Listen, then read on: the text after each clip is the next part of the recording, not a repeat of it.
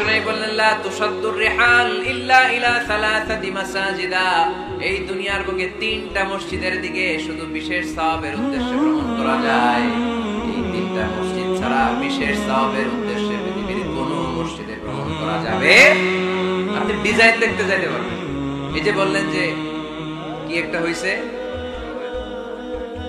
200 কত গম্বুজ, 201 গম্বুজ সুন্দর একটা বানাইছে, দেখতে যাই, যাওয়া যাবে। নামাজ পড়তে মনে চায় ওইটাই যাওয়া যাবে, কিন্তু ওইখানে বেশি সওয়াব হবে, এই নিয়তে যাওয়া যাবে।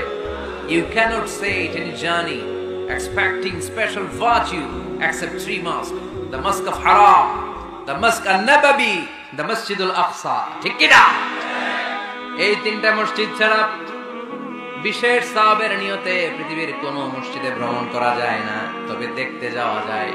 এটার আর্কিটেকচারাল ডিজাইন দেখার জন্য, এটার ক্যালিগ্রাফিক্যাল ডিজাইন, এটার ইকোসিস্টেম, এটা কেমন করে করেছে, কতটুকু জায়গা, ডিজাইনটা কেমন, এটা দেখার জন্য যেতে পারবে। কিন্তু এই 201 গম্বুজে নামাজ পড়লে সওয়াব 3 গুণ হবে, এরকম ধারণা করা যাবে? বাইতুল মুকাররমে পড়লে এত গুণ সওয়াব, এই ধারণা করা যাবে?